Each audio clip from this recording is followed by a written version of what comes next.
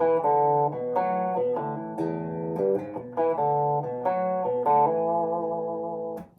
this video we're going to be taking a look at the Beatles song Day Tripper. It's kind of turned into Beatles week. A lot of requests for different Beatles songs. After I started, I can't even remember what the first one was I did. And brilliant thing about this one, I think loads of people have learnt that intro riff, which is up on the screen now on the guitar tab. Open, third, fourth on the bottom E string. Going through the second of the A in the D. Open D. Second fret of A to the fourth fret of D. Back to the second fret of A. Open second on the D.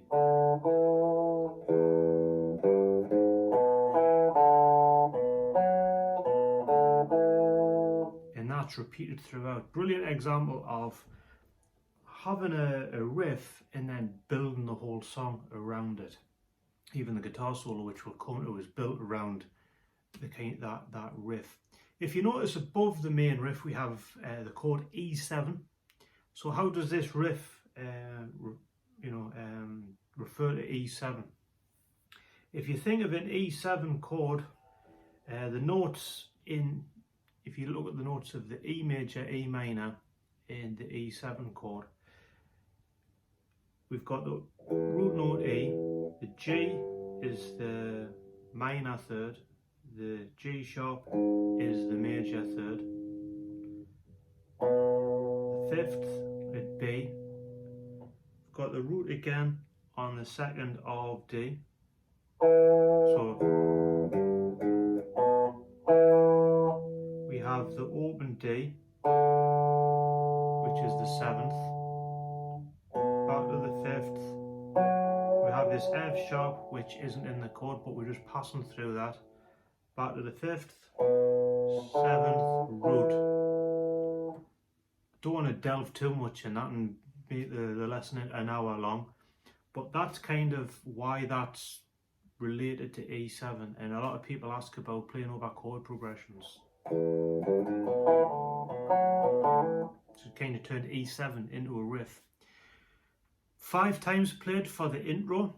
Brilliant example of how to repeat a riff over and over again and build up the momentum. As the verse starts, we'll play the main riff twice, and then we'll play the same riff over A7, but this time starting on the A string before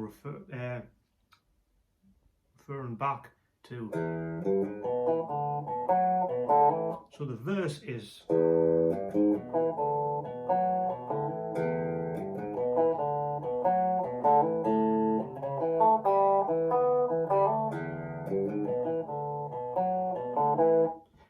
then when it comes to the next part of, I suppose you could call the chorus, F sharp 7, and we're going to go 1, 2, 3, 4, 1, 2, 3, 4, 1, 2, 1, 2, 3, 4, A 7, 2, 3, 4, G sharp 7, C sharp 7,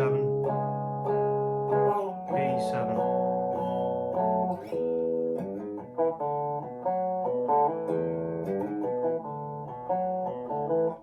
Main riff again. So to reiterate, F sharp 7 over 4 bars. 1, 2, 3, 4, 2, 3, 4, 1, 2, 3, 4, 1, 2, 3, 4, A7, 1, 2, 3, 4, G sharp 7, C sharp 7, B7.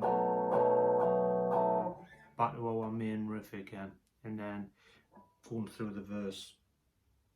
In chorus, the only other thing we need to know how to do this, again, as I say in all these videos, I've got it down to one sheet, available on the blog, link being in the description. Now the solo,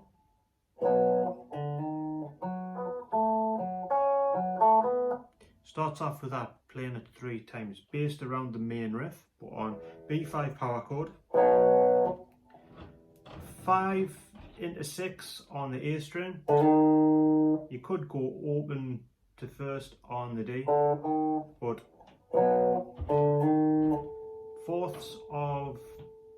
D and G to the second, which you can see on the guitar tab. It saves me being a bingo caller shouting out numbers. So again and again. Then gets a bit more interesting.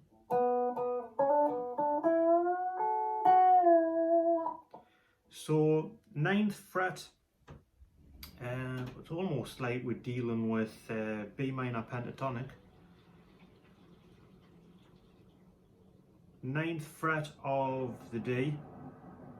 It's really noisy in this house. Sounds like I'm on a ship. 9th fret of the D, sliding into the 7th fret of G, back to the 9th of D. So 7, 9, 10th of B, and then release the 9th fret of the G, which we've kept bent.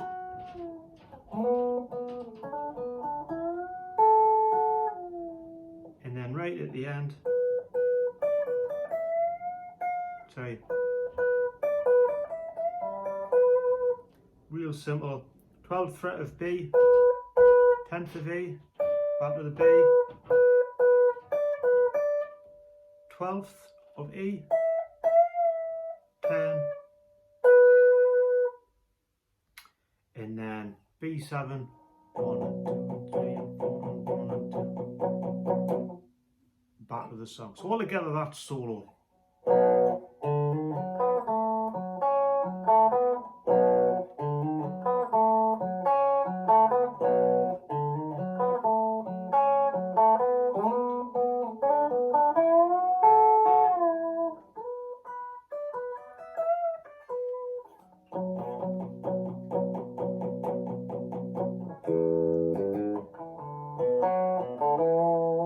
So as always, thank you for watching, and hopefully you can learn this one under 10 minutes.